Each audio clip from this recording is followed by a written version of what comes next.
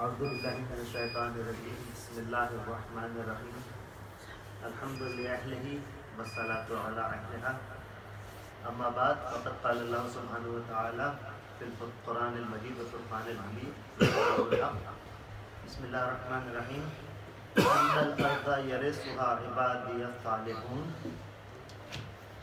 ثم قال الله سبحانه وتعالى وقاتلوهم حتى لا تكون فتنة ويكون الدين كله لله ثم قال سبحانه وتعالى ومن قتل مظلوما فقد جعلنا لوليه سلطانا فلا يسرف في القتل إنه كان منصورا صلوات اللهم صل على محمد وعلى محمد. Ladies and gentlemen, tonight is the last talk on the subject that we had chosen for this Ashraf Muharram, and inshallah we will discuss the return or the reappearance of our Imam, inshallah, today in the time permitted. And the return and the reappearance of our Imam has been promised by no one other than Allah subhanahu wa ta'ala himself. So in the first ayah, I recited 3 ayat of Quran today, and the first ayah that I recited is the ayat number 105 of 21st surah of Quran, Surah Al-Anbiya.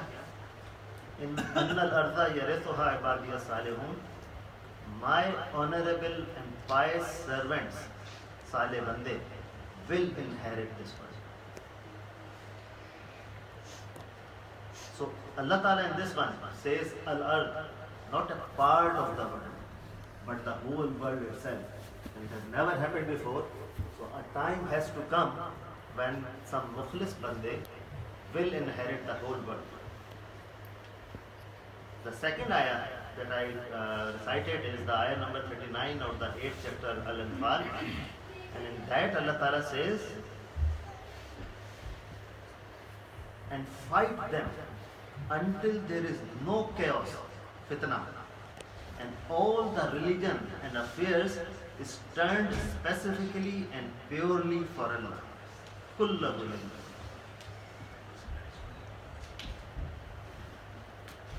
So, in the translation, in the exegesis or the explanation of this ayat, our 6th Imam explained that when our time comes, you will see the real meaning of this ayah.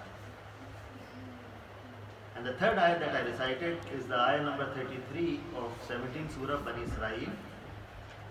And in that one, Allah Ta'ala says, وَمَنْ قُتَلَ مَظْلُومًا, one who is killed in cruelty, unjustly, فَقَدْ جَعَلْنَا لِوَلِيِّهِ سُلْطَانًا, we will give his inheritance of powers to his inheritance. فَلَا يُسْرِفُ فِي الْقَتْلِ, he must not exceed in revenge. إِنَّهُ كَانَ مَنْصُورًا, and he is helped. In the explanation of this ayat, Allama Majlisi in Bihar and Sayyid Hashim al-Burhani in Tafsir al-Burhan explained that the one killed is Imam Hussain, and the one who is the inheritor is our Imam of the time. اللهم صل على محمد وعلى محمد. So talking about the alamat of the Zuhur of Imam, so the signs of the reappearance of our Imam, has never been an easy topic. It's a double-edged weapon and can be dangerous. So I'll explain why.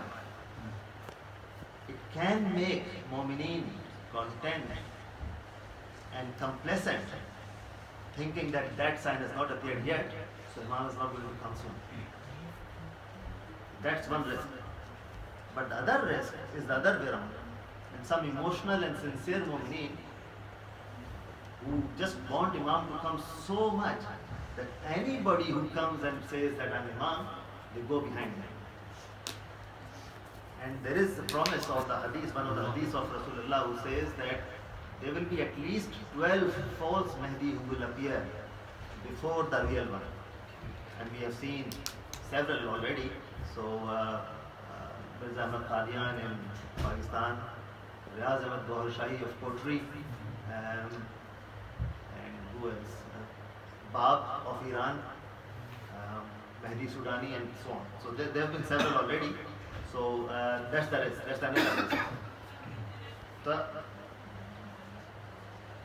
I'll talk more about that in a minute, but it is also believed by some ulama that just like the ghaibat of Imam, which happened in two stages, ghaibat al-sughra first and ghaibat al-kubra later, it is possible that the reappearance, Zahur, will also happen in two stages. So Zahur al-sughra before Zahur al-kubra. And apparently some ulama believe that Zahur al-sughra has already started happening. And Imam may have made himself apparent to some people already. But these are the things that are not known, so we cannot go much in details of this. There are some difficulties, further difficulties in learning about the signs of reappearance. For example, there's a large number of the signs which have been mentioned, around 4,000. Remember, Sahih Bukhari has about 4,000 ahadith. If you remove the repetitions, the total number of ahadith is about 4,000. That's the volume we are talking about. They were explained for about 1,000 years ago or more to the people who had the understanding of that time. So it might have been symbolic in some ways. And many signs, for example, when Amirul Mu'mineen in some of his khutbah when he's talking about the signs of reappearance, to us now it sounds like he's talking about television, for example, or CCTV, or the fast cars. But how do you think he could have explained these things to the people 1,000 years ago? And he did say something which have been recorded in the history or the books of his khutbah, and people have been struggling to understand them. For example, he mentioned that in the last of the times there will be big houses, and in all those houses there will be shaitan sitting in every house, and a symbol or sign of that shaitan will be on the rooftop of those houses, and the name of that sign would be antenna. This has been mentioned in books without understanding what does it mean. Lots of people have queried that is that a right word, a correct word, that there was an error in writing it, but people kept writing it, and now we know what an antenna means. In some of the khutbah, there is a mention of some cities, such as Boston. It never existed then. Denver, and even Qusur of Pakistan. But who knows it's the same Qusur that Maula talked about, but nevertheless, Qusur has been mentioned. So there are things that Maula said, and the people at the time did not understand, and we struggle to understand as well. So I think in the interest of time, let's move forward and not talk about too much of the difficulties. There are two types of signs. One which are thought to be more or less definite, and the others are non-specific and not definite. So the ones which are thought to be more or less definite are about 5 or 7 of them. We will time or occasion, inshallah, if we get the opportunity another time, we'll talk more about lots of other ones. But the traditions tell us that the Imam will inshallah reappear on the day of Ashura, 10th of Muharram, which will fall on a Friday.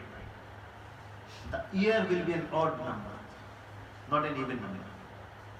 So now it's 1440, which is an even number. According to this, should not be this year. See, that's the risk. That's the risk already. If we believe that, it means that we will say, no, it's not coming this year. And nobody knows that. But 1441, for example, could have been the year. When he appears, he will appear like 40 years old man. 8 months before his arrival or reappearance, massive and rapid changes will happen in the world. For about 3 years before that, there will be no rain or almost no rain. So there will be a lot of famine and drought. But in the 8 months before that, from Jamad al-Sani to the Muharram and Imam al-Kham, with Jamad al-Sani and Rajab, there will be torrential rains, non-stop it will rain, lots and lots of floods. In the month of Shaban, there will be sun eclipse and the moon eclipse on the same month, but not like the ordinary way. So the sun eclipse usually happens towards the either beginning or the end of the month, and in that month it will happen in the middle of the month. The moon eclipse usually happens in the middle of the month, and in that month it will happen towards the end of the month. And that seems to be one of the signs which is said to be almost definite. A hadith of Rasulullah says that on 23rd of Ramadan that year, Shab al-Qadr, it will fall on Friday, and Rasulullah tells us to do ibadat whole night, but next day, stay in your houses, don't go out. Close your doors and windows, seal them so that nothing comes in. And towards the midday, get yourself as close to the floor as possible. Because in the midday, there will be a loud noise, a loud scream or explosion or something like that. And specifically, Rasulullah said, stay away from glasses, or seems to be that's what he meant. So it sounds like it might be bomb explosion or something, but that seems to be another more or less definite sign. In the month of Shawwal following that, small groups will be warring each other and fighting with each other almost the whole month. On the 23rd of Zilhijj, in Khana Kaaba, between Maqam and Rukn, there will be murder of a very pious and apparently very famous man.